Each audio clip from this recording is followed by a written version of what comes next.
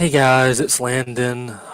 Coming here with another video. I was debating on different topics to cover and thinking about what I could do next. But I finally decided on discussing the Italian wall lizard and why it's not particularly evidence for evolution. I know it's a popular icon of evolution, especially it's more recent. It's just something I wanted to cover. I plan on maybe doing a few more of these videos, maybe something like 10, 20-minute videos, where I just go over things. And yeah, I don't intend for this video to be long, but I think it would be an interesting topic to cover, and I think it's something that needs to be covered. So I'm going to share my screen. I've got a presentation ready. Let me.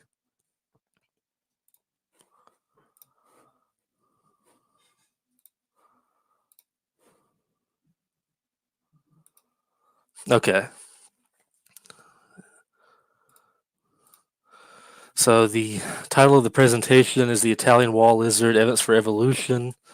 It's the same title as the video, of course. But I will go ahead and begin. So, introduction. In recent years, the Italian wall lizard has become a favorite example of alleged evolution in action. Indeed, it's now used almost as frequently as older, more classic examples such as the pepper moth, the infamous embryos, and antibiotic resistance in bacteria. In this presentation, I'm going to discuss the claims being made about the Italian wall lizards, as well as why they don't hold up to being evidence for neo-Darwinian evolution.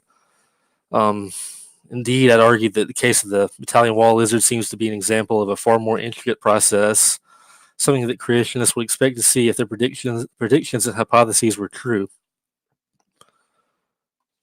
Now I'm going to explain a little bit about the Italian wall lizard experiment. The Italian wall lizard is a species of lizard native to a variety of locations throughout Europe, including Bosnia, Serbia, Croatia, and of course Italy. 1971, 5 adult pairs of the lizard were moved from their native island of Podcapice to the nearby island of Padmarcaru.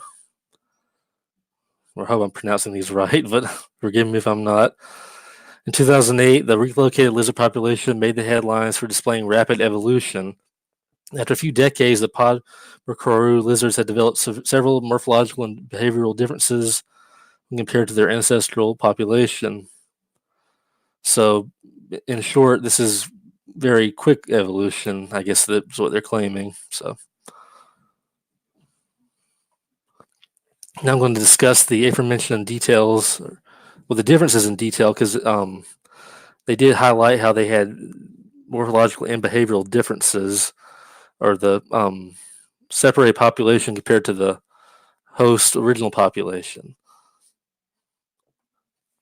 Okay, 2008 Science Daily article titled "Lizards Undergo Rapid Evolution After Introduction to a New Home" describes the morphological differences in detail, stating that striking differences in head size and shape, increased bite strength, and the development of new structures in the lizard's digestive tracts were noted after only 36 years, which is an extremely short time scale.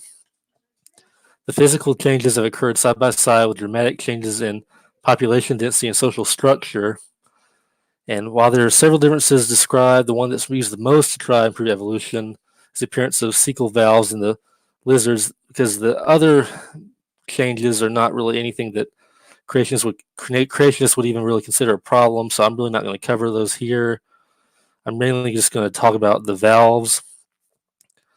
This article goes on to say examination of the lizard's digestive tract reveals something even more surprising. Eating more plants caused the development of new structures called cecal valves, designed to slow the passage of food by creating fermentation chambers in the gut, where microbes can break down the difficult to digest portion of plants.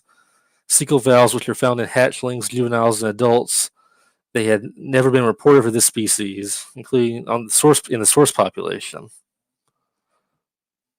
So on the right is a photo I found online. Photo A has the valve in an adult male, B is an adult female, and C is in a hatchling. So, misleading information.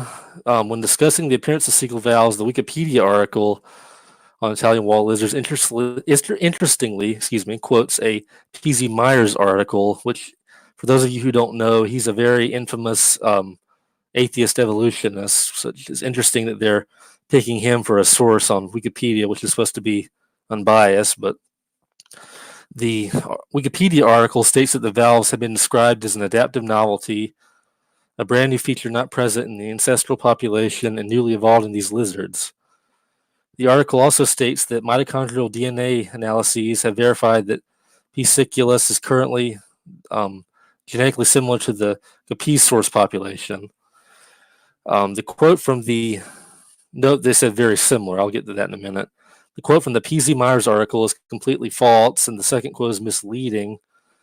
The valves were not a newly evolved organ as they are in the ancestral population, but they aren't expressed. This kind of relates to how Wikipedia misrepresented their source paper when claiming that the two lizards populations were only very similar, when in actuality the populations were genetically identical. To quote the actual paper, genetic mitochondrial DNA analyses indicate that the lizards currently on Podmer Karoo are indeed P-siculate and are genetically indistinguishable from lizards from the source population.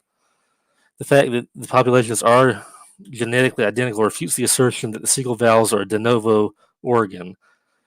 The valves have been documented before, as discussed in the aforementioned Science Daily article, which states that the structures actually occur in less than 1% of all known species of scaled reptiles. So this is nothing new. Both the ancestral population had the information, but it wasn't expressed. And I included a link to the paper. Because the cecal valves were encoded in the lizards from the beginning, this can't be used as an example of neo-Darwinian evolution or new information arising from naturalistic processes. No new information was added, and such a finding confirms what creationists have been saying for quite a while now, that kinds have a plethora of built-in information to help them successfully adapt and diversify in a wide range of environments. In other words, creationists would expect to find examples such as this if life was indeed created by God, the master engineer. And I want to add on a little bit to that. My main point is that a lot of when you hear these people arguing, evolutionists arguing online, is they try to make it out to be like this was something that was a de novo organ that just appeared through evolutionary naturalistic processes, when the evidence seems to indicate that that's not the case, and that the information that was there from the beginning, it just was expressed when the lizards needed it to be expressed. And so this is not an example of some new feature arising naturalistically. This is something that was there from the beginning.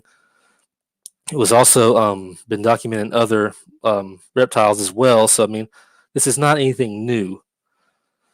Because of this, I would just rule this out as being any evidence for evolution in terms of new information being gained, or really arguably macroevolution. I don't think it's evidence for macroevolution.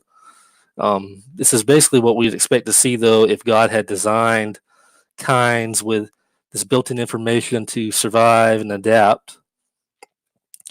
So this is, I'm going to end with an interesting quote describing evolution and evolutionists, as well as a relevant Bible verse. This kind of relates to how, nothing really seems to be able to falsify evolution. It's from Cornelius Hunter. He's an intelligent design advocate with a PhD in biophysics and computational biology. And he said, being an evolutionist means there is no bad news. If new species appear abruptly in the fossil record, that just means evolution operates in spurts. If species then persist for eons with little modification, that just means evolution takes long breaks. If clever mechanisms are discovered in biology, that just means evolution is smarter than we imagine. If strikingly similar designs are found in distant species, that just means evolution repeats itself. If significant differences are found in allied species, that just means evolution sometimes introduces new designs rapidly. If no likely mechanism can be found for the large-scale change evolution requires, that just means evolution is mysterious. If adaptation responds to environmental signals, that just means evolution has more foresight than was thought. If major predictions of evolution are found to be false, that just means evolution is more complex than we thought. I just thought that's one of my favorite quotes to use. I thought I would include that here. I thought it was pretty relevant. And the Bible verse I included was, "For every house is built by someone, but the builder of all things is God." That's Hebrews 3:4, NASB. So that was the end of the presentation. I was not planning on this being a long presentation. These videos are supposed to be kind of short. It's just kind of a straight to the point thing. But I think that some of the information being paraded around is kind of it's more so very misleading, because it's making people believe that something like evolved and the information was gained, when it's just expression of genes that organ just wasn't expressed before. So this is not an example that evolutionists should use, but it is something that creationists can use to discuss how kinds have this built-in information, built-in adaptability. So I'm going to stop sharing, and I'm hoping that my mic didn't cut off at all through this, because I know this has happened before, so hopefully nothing went wrong. I know that my mic just had some issues, but yeah, this is maybe in the first of a series. I'll cover some of the, I guess, icons of evolution, maybe spend some time on it.